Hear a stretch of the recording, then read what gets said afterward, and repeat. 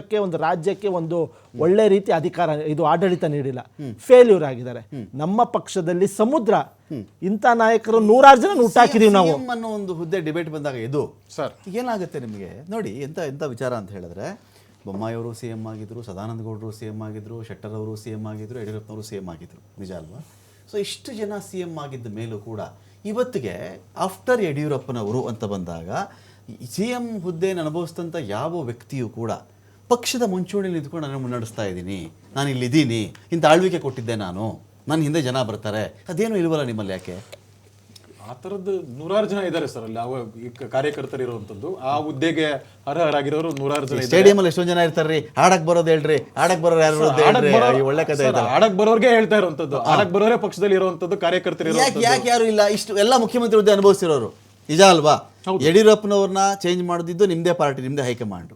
ಸದಾನಂದ ಗೌಡ್ರನ್ನ ಮಾಡಿದ್ದು ನಿಮ್ಮದೇ ಹೈಕಮಾಂಡು, ಶೆಟ್ಟರ್ ಮಾಡಿದ್ದು ನಿಮ್ಮದೇ ಹೈಕಮಾಂಡು, ಬೊಮ್ಮಾಯಿಯವ್ರನ್ನ ಮಾಡಿದ್ದು ನಿಮ್ಮದೇ ಹೈಕಮಾಂಡು. ಇಷ್ಟು ಹೈಕಮಾಂಡ್ಗಳು ಈ ಥರ ಮಾಡಿದ ಮೇಲೆ ಈ ಪಾರ್ಟಿ ಇವತ್ತು ನನಗೆ ಇಂಥ ಲೀಡರ್ ಇದ್ದಾನಪ್ಪ, ಚಾರ್ಮಿಂಗ್ ಲೀಡರು, ಇವರೇನೋ ಮುಂದುವರಿಸ್ತಾರೆ, ಮುಖ್ಯಮಂತ್ರಿ ಹುದ್ದೆ ಅನುಭವಿಸಿದ್ದಾರೆ, ಒಬ್ಬರು ಆಚೆನೆ ಕಾಣಿಸ್ಕೊಳ್ಳಲ್ವಲ್ರಿ? ಯಾಕ್ರಿ ಇದು? ಸರ್ ಹೊಸ ನಾಯಕತ್ವಕ್ಕೂ ಕೊಡ್ಬೇಕಲ್ವ ಸರ್? ಹೊಸ ನಾಯಕತ್ವಕ್ಕೂ ಕೊಡ್ಬೇಕಲ್ವ ಸರ್ ಅಲ್ಲಿ? Second leaders, second level, third ಕೊಡ್ಬೇಕಲ್ವ ಸರ್ ಅಲ್ಲಿ?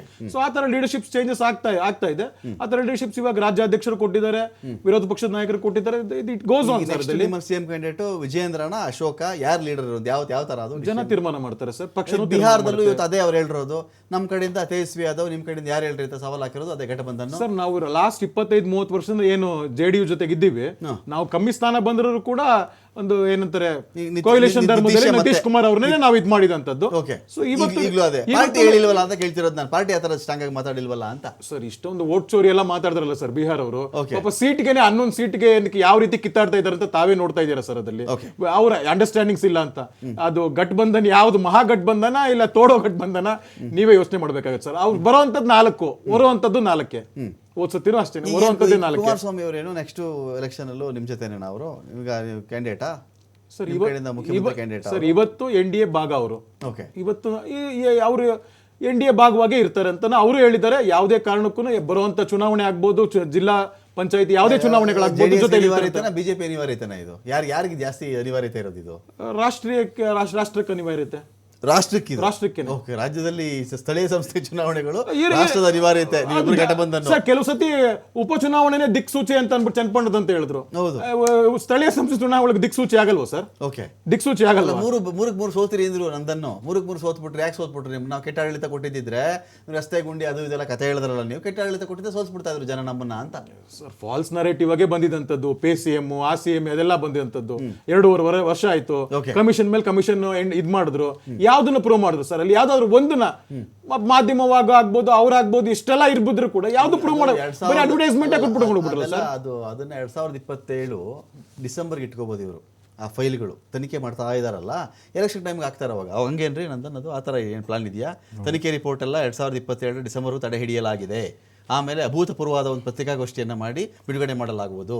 2028 ಎಲೆಕ್ಷನ್ಗೆ ಹೆಲ್ಪ್ ಆಗಲಿ ಅಂತ ಸಾಧನಾ ಸಮಾವೇಶ. ನೋಡಿ, ಯಾರು ಹಗರಣ ಮಾಡಿದಾರೋ 2 ರಿಪೋರ್ಟು ಕುನ್ನಾ ಆಯೋಗ ಸಬ್ಮಿಟ್ ಮಾಡಿದೆ. ಅವರಿಗೆ SITನೂ ಫಾರ್ಮ್ ಮಾಡಿದೆ. ಅಧಿಕಾರ ಹಂತದಲ್ಲಿ 4 ಜನನ ನಾವು ಸಸ್ಪೆಂಡ್ ಮಾಡಿದ್ದೀವಿ. ಯಾವುದೇ ಸಚಿವರಾಗಿರಲಿ, ಯಾವುದೇ ನಾಯಕರಾಗಿರಲಿ ಹಸ್ತಕ್ಷೇಪ ಇದ್ರೆ ಮುಲಾಜಿಲ್ಲದೆ ನಾವು ಕ್ರಮ ತಗೋತೀವಿ.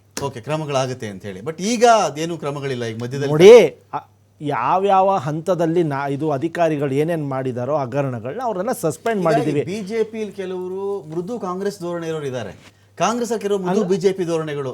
ಬೇಕಾಯ್ತಾರ್ರಿ ಇವತ್ತೆಲ್ಲ ಯಾಕೆ ಸುಮ್ಮನೆ ನೋಡಿ ಜಾಸ್ತಿ ಕೆಮ್ಮಿದಾಗ ಅವಾಗ ಒಂದು ಇದು ಕುನ್ನಾ ವರದಿ 3ನೇ ಹಂತದ ಬಂದಿದೆ, ನಮಗೆ ಬಂದಿದ ತಕ್ಷಣ ಅವರೆಲ್ಲ ಬಾಯಿ ಮುಚ್ಚಬೇಕು. ದೇವರಾಜ ಅರಸ್ ಟರ್ಮಿನಲ್ ಅಲ್ಲೇ ವೀರಯ್ಯನವರು 2 ಕೋಟಿ ರೂಪಾಯಿ ದುಡ್ಡು ಇಸ್ಕೊಂಡಿದ್ರು, ಕಿಕ್ ಬ್ಯಾಕ್ ಇಸ್ಕೊಂಡಿದ್ರು, ಉಳ್ಳಾಳದಲ್ಲಿ ಮನೆ ಕಟ್ಕೊಂಡಿದ್ರು. ಅವ್ರಿಗೆ ಚಾರ್ಜ್ ಶೀಟ್ ಹಾಕ್ಬಿಟ್ಟು SIT ಫಾರ್ಮ್ ಮಾಡ್ಬಿಟ್ಟು ಅರೆಸ್ಟ್ ಮಾಡ್ಬಿಟ್ಟು ಒಂದು ಸಜೆ ಆಗಿರಲಿಲ್ಲ. ಅವರು ಪರಪ್ಪನ ಅಗ್ರಹಾರಕ್ಕೆ ಹೋಗಿರ್ಲಿಲ್ಲ. ನಾವೇನು ಅದನ್ನೇನು ಅವ್ರ ಮೇಲೆ ಕಾನೂನು ಕ್ರಮ ಕೈಗೊಳ್ಳೇ ಇಲ್ವಾ? ನಿರಪರಾಧಿ ಅಂತ ನೋಡಿ, ಕೋರ್ಟಲ್ಲಿ ಏನಾಗಿದೆ ಅದಕ್ಕೆ ಅದೇ ವಿಚಾರದಲ್ಲಿ ನೋಡಿ ತಡೆ ಹಿಡಿದಿದ್ದಾರೆ. ಇನ್ನು ಕೋರ್ಟಿನಲ್ಲಿ ಅದು ಇದೇನಪ್ಪ ಬಾಕಿ. ಕಿಯೋನಿಕ್ಸ್ ಹಗರಣ ಅಂದ್ರಿ, ಆ ಹಗರಣ ಅಂದ್ಬಿಟ್ರಿ, ಕೋವಿಡ್ ಹಗರಣ ಅಂದ್ಬಿಟ್ರಿ, ಎಲ್ಲಾನು ನೋಡಿ ಎಲ್ಲಾನು ಆಯೋಗದಲ್ಲಿ ತನಿಖೆ ನಡೀತಾ ಇದೆ. ಅಧಿಕಾರಿ ಹಂತದಲ್ಲಿ ಸಸ್ಪೆಂಡ್ ಮಾಡಿದ್ದಾರೆ, ನಿರ್ದಾಕ್ಷಿಣ್ಯವಾಗಿ ಕ್ರಮ ತಗೊಂಡಿದ್ದಾರೆ. ಯಾವುದೇ ನಾಯಕರು ಹಸ್ತಕ್ಷೇಪ ಇದು ಅಂಡರ್ಸ್ಟ್ಯಾಂಡಿಂಗ್ ಅಲ್ವಾ ಇದೆಲ್ಲ ನಿಮ್ದು ಇವ್ರದೆಲ್ಲ ನೀವು ಇದ್ದಾಗ ಇವ್ರದ್ದು ದೊಡ್ಡ ಹಗರಣಗಳು ಅಂತ ನೀವೇ ಯಾವ್ದು ಹೇಳಿಯಲ್ಲ. ಅದೇ ಪಾಪ ಇವ್ರನ್ನ ತಿಹಾರ್ ಜೈಲ್ಗೆ ಒಂದು ಹಾಕ್ಬಿಟ್ಟು ಸ್ವಲ್ಪ ಟ್ರೈ ಮಾಡಿದ್ರಿ ಅಂತ ಕಡ್ತ ಅವ್ರು ಹೇಳಿದ್ರಲ್ಲ, ಜೈಲ್ ಆರಿಸ್ಕೋತೀಯ DCM ಆರಿಸ್ಕೋತೀಯ ಅಂತ ಹೇಳಿದ್ರು. ನಾನು ಪಕ್ಷನಿಷ್ಠೆಯಿಂದ ನಾನು ಜೈಲ್ನೇ ಆರಿಸ್ಕೊಂಡೆ ಅಂತ ಹೇಳಿದ್ರು. ಎಲ್ಲ ಅಂಡರ್ಸ್ಟ್ಯಾಂಡಿಂಗ್ ಪಾರ್ಟಿಗೆ ಬಂದ್ಬಿಡು ಅಂತ. ಅದಕ್ಕೂ ಆಧಾರ ಕೊಡಬೇಕಲ್ಲ ಸರ್, ಸುಮ್ಮನೆ ಆದಿ ಬೀದಿಲಿ ಹೋಗಿ ಅಲ್ಲ ನೀವೆಲ್ಲ ಈಗ ದೇಶ ಬಿಟ್ಟು ಹೋಗಿರೋರಿಗೆ ಲೋನ್ ಅದು ತಗೊಂಡು ದೇಶ ಬಿಟ್ಟು ಹೋಗಿದ್ರು ಅಂದಾಗ ಎಲ್ಲ ವಾಪಸ್ ತಂದ್ಬಿಡ್ತೀವಿ ಅಂದ್ರೆ, ಈಗ ದೇಶ ಬಿಟ್ಟು ಯಾರ್ಯಾರು ಈ ಥರ ಸಾಲ ಮಾಡಿಕೊಂಡು ಹಗರಣ ಮಾಡಿದ್ರು ಅವರೆಲ್ಲ ದೇಶ ಬಿಟ್ಟು ಹೋಗಿದೆ ನಿಮ್ಮ ಅಧಿಕಾರಕ್ಕೆ ಬಂದ ಮೇಲೆ ನಿಮ್ಮ ಪಾರ್ಟಿಗೆ ಜಾಯ್ನ್ ಆಗ್ಬಿಟ್ರು ಅವರು ಸ್ಟ್ರೈಟ್ ಅವೇ. ಸರ್ ಈಗ ಬ್ಯಾಂಕ್ಗೆ ಮೋಸ ಮಾಡಿ ಹೋದವ್ರದ್ದು ದೊಡ್ಡ ಲಿಸ್ಟ್ ಸರಿ ಅದೇ ತರ ಭ್ರಷ್ಟಾಚಾರ ರೀಕಲೆಕ್ಟ್ ಮಾಡಿರುವಂತದ್ದು ಪಾರ್ಟಿಗೆ ಬಂದು ಜಾಯ್ನ್ ಆದ್ರು ಅಂದ್ರೆ ಏನ್ ಅರ್ಥ ಮಾಡ್ಕೋಬೇಕು ನಾವು ಇದನ್ನ? ಕೋರ್ಟ್ ಸಿಬಿಐ ಕೋರ್ಟ್ ಆಗ್ಬೋದು ಆಮ್ಸ್ಟರ್ಡಮ್ ನಲ್ಲಿ ಮೇಲ್ ಚೌಸ್ಕಿನ ಇಟ್ ಹ್ಯಾಸ್ ಟು ಬಿ ಎಕ್ಸ್ಟ್ರಾಡಿಟೆಡ್ ಅಂತ ಕೊಟ್ಬಿಟ್ಟಿರುವಂತದ್ದು ಅದಲ್ವ ಸರ್ ಅದ್ರಲ್ಲಿ. ಮತ್ತೆ ದೇ ಹ್ಯಾವ್ ರಿಕವರ್ಡ್ ಅಂತ amount what ever amount recovered ಆಗಿರುವಂತದ್ದು.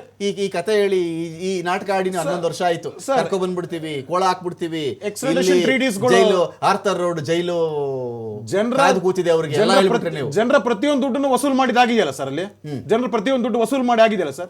ಎಕ್ಸ್ಟ್ರಾಡಿಷನ್ ಟ್ರೀಟೀಸ್ ಇಂಟರ್ನ್ಯಾಷನಲ್ ಲೆವೆಲ್ಸ್ ಅಲ್ಲಿ ಆಗುವಂತದ್ದನ್ನ ಈ ರೈಡ್ ಮಾಡಿಸಿದ್ರಲ್ಲ ಅವರೆಲ್ಲ ದೇಶ ಬಿಡಬೇಕಾಗಿತ್ತು, ನಿಮ್ ಪಾರ್ಟಿ ಬಂದು ಜಾಯ್ನ್ ಆಗ್ಬಿಟ್ರಲ್ಲ. ಹೆಂಗಿದು ಕತೆ? ಯಾರು ಬಂದು ಜಾಯ್ನ್ ಆಗಿದ್ರು ಎಲ್ಲರೂ ಕೂಡ ನಿಮ್ಮ ಹಿಮಂತ ಬಿಸ್ವಾ ಶರ್ಮಾ ಈ ತರ ದೊಡ್ಡ ಪಟ್ಟಿ ಕೊಡ್ತೀನಿ ಸರ್. ಅವ್ರ ಮೇಲೆ ಕೇಸ್ ವಾಪಸ್ ಆಗಿದೆ ಅಂತ ಎಲ್ಲಾದ್ರೂ ಇದೆಯಾ ಸರ್ ಅದಲ್ಲಿ? ಯಾವ್ದು ಇಲ್ವಲ್ಲ ಸರ್ ಅಲ್ಲಿ.